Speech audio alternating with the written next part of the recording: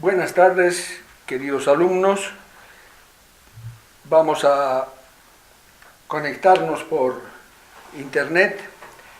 Estoy haciendo una filmación para que no nos sigamos perjudicando. Y habíamos quedado en clases con un concepto sobre el hipotálamo y que de ahí nacía prácticamente todo el sistema nervioso autónomo y que el hipotálamo era un reloj biológico. En esta clase vamos a ver el sistema endocrino y la palabra endocrino la vamos a separar en endo, interno, y crinos, que significa secreción. Entonces estamos hablando de una secreción interna. Para que se aclare más el concepto, la sudoración que tenemos, la salivación que tenemos, todo el sebo que está encima de nuestra piel, corresponde a un sistema exócrino, es decir, estamos secretando fuera del cuerpo. En cambio, este sistema endocrino es un sistema de glándulas, es un sistema glandular, es decir, es un sistema secretorio, cuyos productos químicos van a ir a los capilares y por lo tanto a la sangre, y van a circular por sangre. Esa sustancia no bien se incorpora por los capilares a la sangre, le vamos a dar una denominación que es hormona. Por lo tanto, las hormonas son sustancias químicas de glándulas que van a ingresar al sistema nervioso. Toda hormona va a tener un órgano blanco, es decir, toda hormona va a actuar en un lugar específico. Ese término de órgano blanco se desarrolla con el concepto de tiro al blanco, es decir, toda hormona está apuntando a una función en un lugar específico. Vamos a dibujar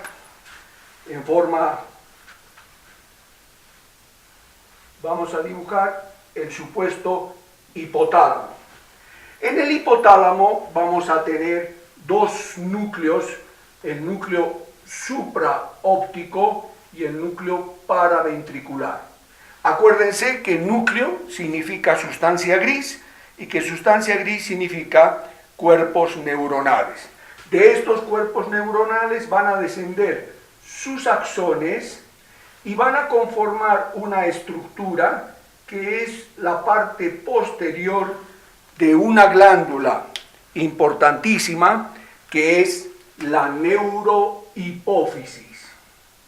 Es decir, yo tengo una glándula cuya parte posterior está formada por los axones de estos núcleos supraóptico y paraventricular. Por eso a esta parte de la hipófisis la vamos a llamar neurohipófisis. La parte anterior de la hipófisis no es tejido nervioso, no corresponde a un tejido nervioso, sino corresponde a un tejido glandular. Por lo tanto, aquí no tengo neuronas, tengo solamente células secretoras. Y por ese término de glandular la vamos a llamar adenohipófisis o hipófisis anterior. La parte posterior de la hipófisis, acuérdense que las neuronas son células secretoras y por lo tanto, igual como si en cualquier lugar del sistema nervioso, estas neuronas van a sintetizar un producto químico, el cual por un transporte axoplásmico anterógrado va a viajar hasta el final del axón, es decir, a la neurohipófisis, donde ese producto va a ir a ser secretado a los capilares que se encuentran en esa neurohipófisis. Por lo tanto, ingresan esas hormonas al sistema vascular. ¿Qué hormonas? En primer lugar, la oxitocina y en segundo lugar, la hormona antidiurética. Repito, son dos hormonas que se sintetizan en el hipotálamo y que se secretan en la neurohipófisis.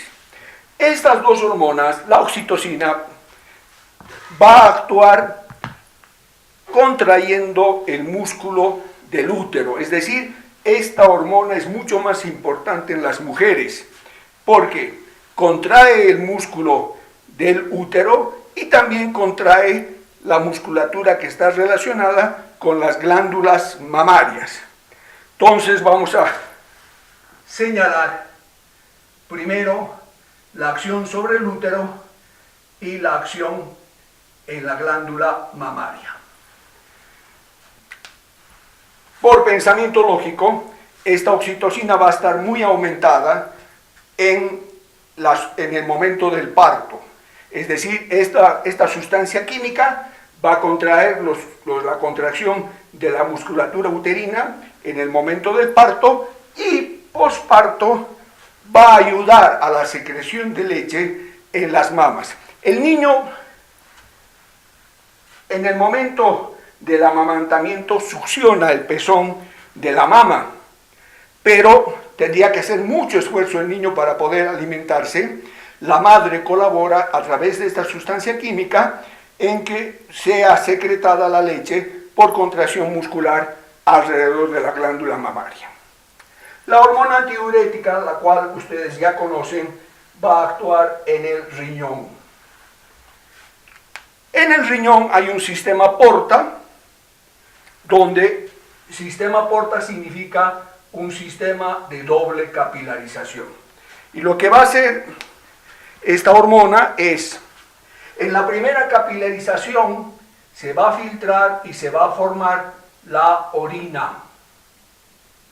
En la segunda capilarización, que es donde actúa esta hormona antidiurética, es rescatar agua.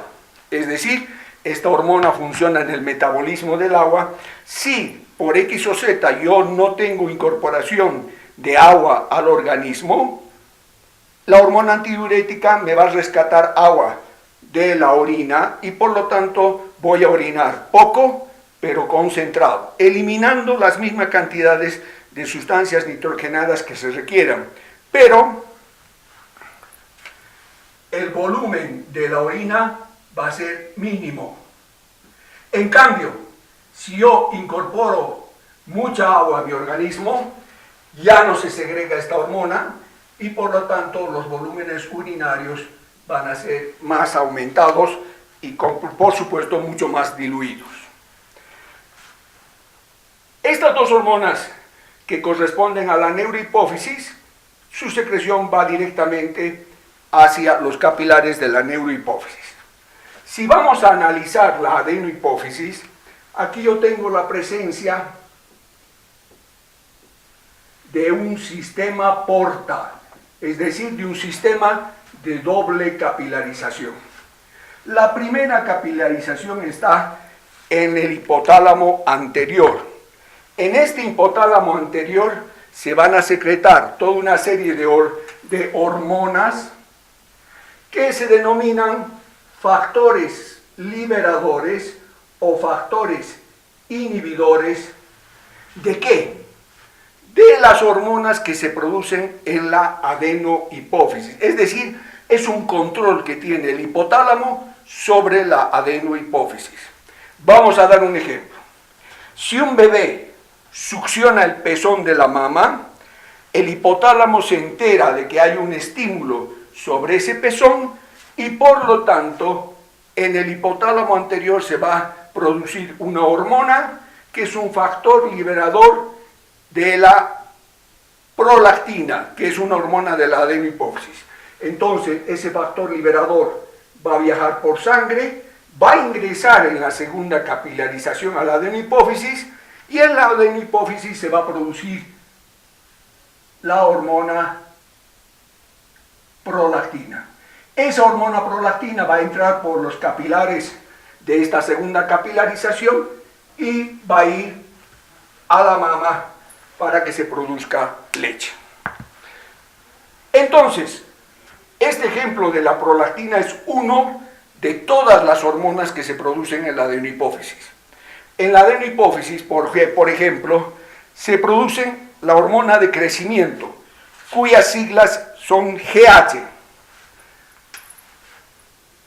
Entonces tenemos la hormona de crecimiento, cuyo blanco es todo el organismo. Es decir, por ejemplo, van a actuar en los huesos largos de los niños, donde todo el hueso no está calcificado. El hueso va a tener dos cartílagos de crecimiento, que es ahí donde actúa esta hormona de crecimiento y permite que el hueso vaya ganando cada vez más longitud. Pero también actúa en el corazón, actúa en todas las vísceras. Cuando nosotros crecemos, crecemos integralmente, crece todo el organismo. Otra hormona que vamos a producir a través de este control hipotalámico es la hormona que produce melanina. La hormona MSH, es decir, la hormona melanocito estimulante, es una hormona que actúa en células de la piel para darle color a la piel. La melanina es un pigmento metido en las células de la piel y que, vuelvo a repetir, nos da una coloración más blancuzca o más oscura de acuerdo a la información genética. Otra hormona es la ACTH o hormona adrenocorticotrofina. Adreno porque se llama la glándula donde va a actuar esta glándula adrenal. Solamente actúa sobre la corteza de esta glándula. Esta glándula está situada encima del riñón. Por eso el nombre más conocido actualmente es de glándula suprarrenal. Y vuelvo a repetir, esta hormona ACTH que se produce en la adenohipófisis actúa en las tres capas que se producen en la corteza de esta glándula. De las tres capas, la capa más superficial va a producir mineralocorticoides, como por ejemplo la aldosterona. La aldosterona es una hormona que produce la glándula suprarrenal, que va a actuar igual que la hormona antidiurética en la segunda capilarización del sistema porta del riñón, pero no se relaciona con el agua, sino me controla la eliminación de sodio, es decir, me rescata sodio y por supuesto juega también con el potasio. La capa media de esta glándula me va a producir glucocorticoides. Por ejemplo, el glucocorticoide más conocido es el cortisol. El cortisol es una hormona que va a actuar sobre el hígado, es decir, en el hígado se guarda azúcar, se guarda glucosa en forma de glucógeno. Cada vez que nosotros nos consumimos toda la glucosa que tenemos en sangre, el cortisol va a actuar en el hígado y va a hacer que el glucógeno salga a la sangre en forma de glucosa. Un ejemplo, si yo tengo una ratita de investigación, una ratita de laboratorio, yo le puedo sacar ambas glándulas suprarrenales y a esa ratita la someto a estrés, la enfrento a un gato. El gato no logra matar la ratita, pero la rata escapa, se mete en su cuevita y la rata, una vez que aparentemente está a salvo, muere en la cueva. Muere en la cueva porque con el estrés se ha comido toda la glucosa que tenía en sangre y al no haber cortisol no tenemos la forma de que saque la reserva de glucosa que está en el hígado y por lo tanto el animalito muere por hipoglucemia, es decir, por falta de glucosa en sangre.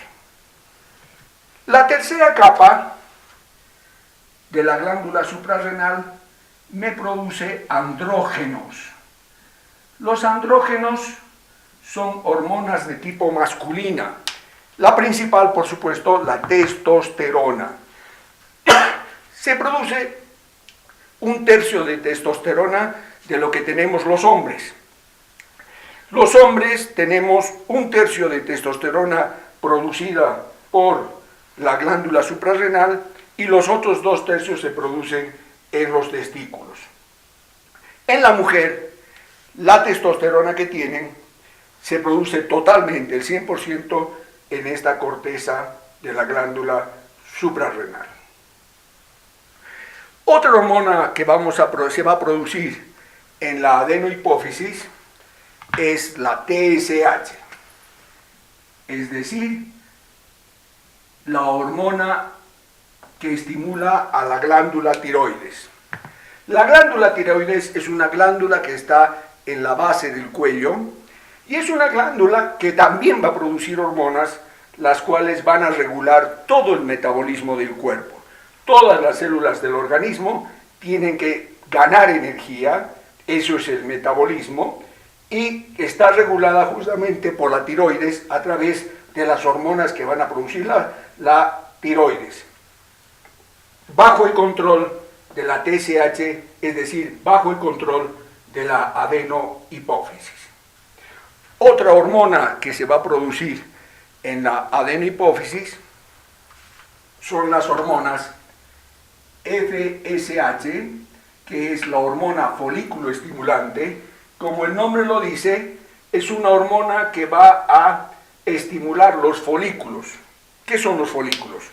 Son prácticamente la parte que va madurando, va a dar lugar a los óvulos, es decir, a la vida fértil de una mujer. Toda mujer tiene una cierta cantidad de folículos y por lo tanto tiene potencialmente cierta cantidad de óvulos. Por eso es limitada la vida fértil en la mujer, pero también actúan en los testículos en los hombres. Cuando se produce FSH en los hombres, se va a estimular la producción de espermatozoides. Por lo tanto, también está relacionada con la vida fértil del hombre. La otra hormona es la hormona luteinizante. La hormona luteinizante, su nombre viene de cuerpo lúteo, es decir, de cuerpo amarillo.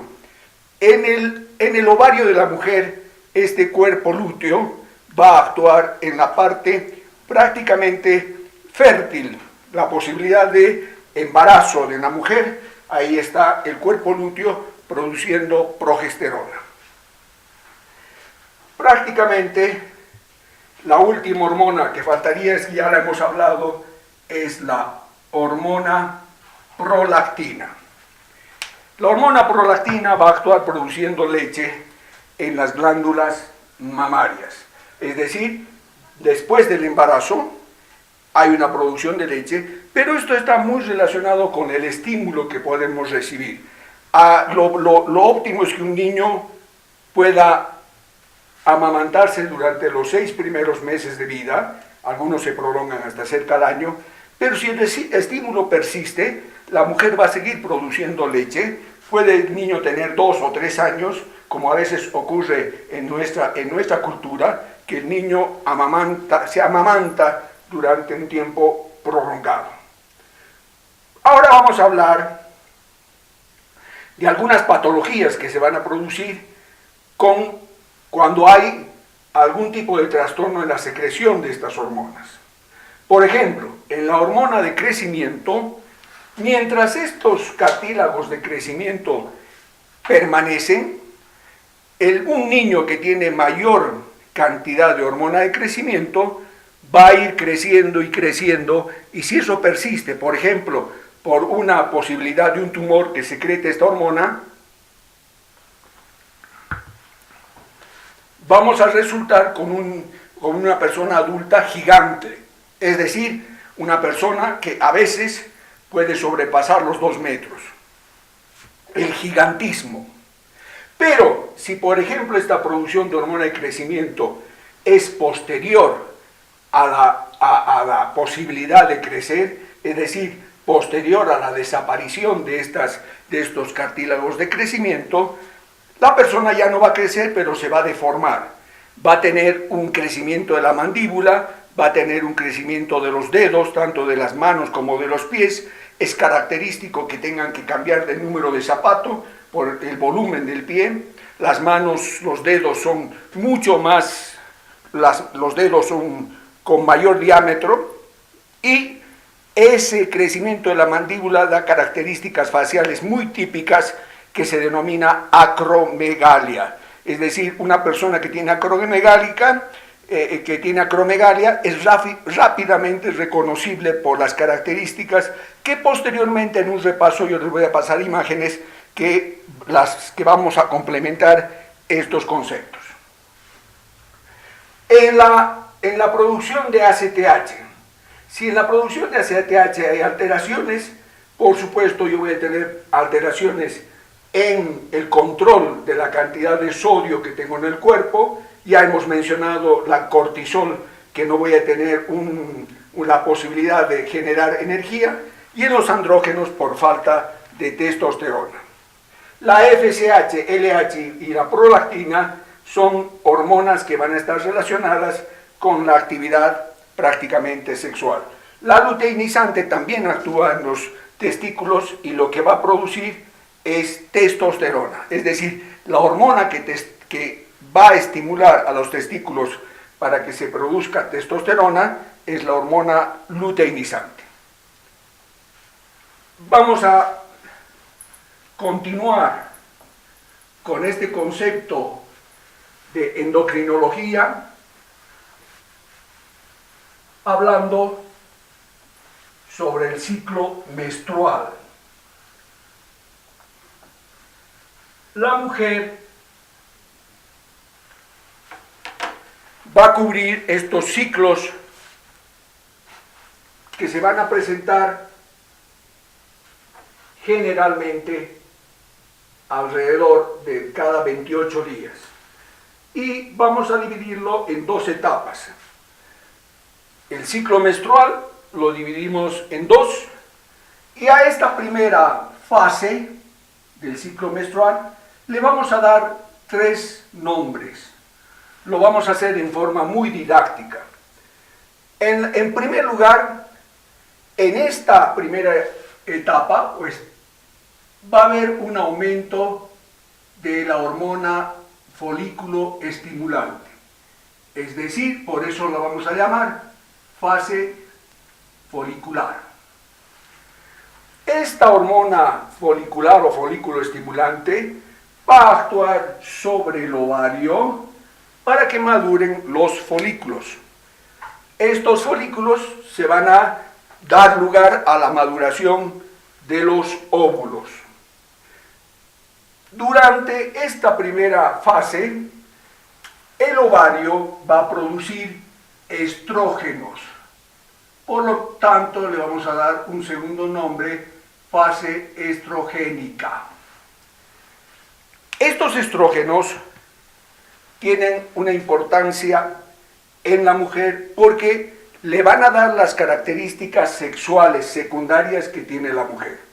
Es decir, un crecimiento de caderas, incluso la grasa que tienen sobre las caderas las mujeres, el crecimiento de las mamas, en una palabra, todas las características sexuales secundarias que tienen las mujeres. Por eso, prácticamente una mamá, una abuela, en la presencia de la primera menstruación de las mujeres, saben que ya la niña va a tener unos cambios corporales que van a dar lugar a las características que tiene cualquier mujer adulta. Por último, estos estrógenos que se producen en el ovario van a actuar sobre el útero. El útero va a tener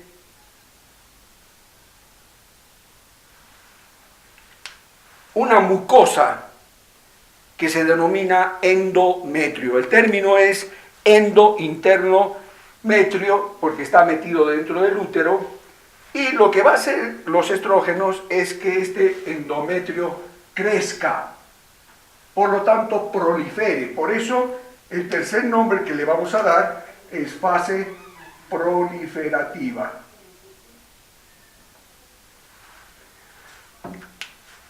¿Cuándo empieza el ciclo menstrual? ¿Cuál es el primer signo de inicio del ciclo menstrual? la aparición de cualquier signo de menstruación. La aparición de cualquier sangrado menstrual es este endometrio que se está eliminando a través del cuello del útero y por lo tanto por la vagina, y que hace que este endometrio haya caído, y por lo tanto los estrógenos hacen que ese que ese endometrio vuelva a crecer y prolifere. Cuando vamos a la segunda etapa, que tenemos aquí el día 14, el día 14 ya empieza a bajar la FSH. ¿Por qué? Porque ya ha madurado el folículo y por lo tanto empieza a subir la hormona luteinizante. ¿Qué es este ascenso de la hormona luteinizante? Por eso el primer nombre que le vamos a dar es fase luteinizante. Es la posibilidad de liberación del óvulo. Es decir, esta hormona hace que un folículo que esté maduro libere el óvulo. Y en segundo lugar, cuando en un ovario se ha eliminado el óvulo, lo que queda, el folículo vacío, va a tener una transformación en una estructura que se llama cuerpo amarillo o cuerpo lúteo. Esta hormona luteinizante va a seguir actuando sobre esa mini glándula que es el cuerpo lúteo, y el cuerpo lúteo va a segregar progesterona. Por eso el segundo nombre que le vamos a dar a esta fase es fase progesterónica. Que el nombre lo dice, ¿no? Pro, a favor, gestaverónica, a favor de la gestación. ¿Por qué? Porque esta hormona también va a actuar sobre el endometrio que ya ha proliferado, y lo que va a hacer es que este endometrio sea un endometrio secretor. Por eso le damos un tercer nombre, fase secretora. ¿Por qué secretor? Porque este endometrio va a empezar a producir toda una serie de sustancias con la posibilidad de que el óvulo, si ha tenido un encuentro con un espermatozoide, forme una célula madre, forme un huevo, que va a anidar en ese endometrio y se va a alimentar de la secreción del mismo, de la secreción de ese endometrio. Por eso, fase secretora. Entonces, tenemos repasando la primera fase, fase folicular, porque se va a estimular a través de la FSH el óvulo para que madure el folículo. Fase estrogénica, porque los ovarios van a producir estrógenos que me van a hacer proliferar el endometrio, crecer el endometrio, y por eso el tercer término de fase proliferativa. Y acá sube la LH, o sea, por eso el término del luteinizante, que actúa sobre el cuerpo lúteo y primeramente hace que se libere el óvulo. En segundo lugar, ese cuerpo lúteo produce progesterona, y esa progesterona hace que el endometrio pueda alimentar a un huevo al principio del embarazo.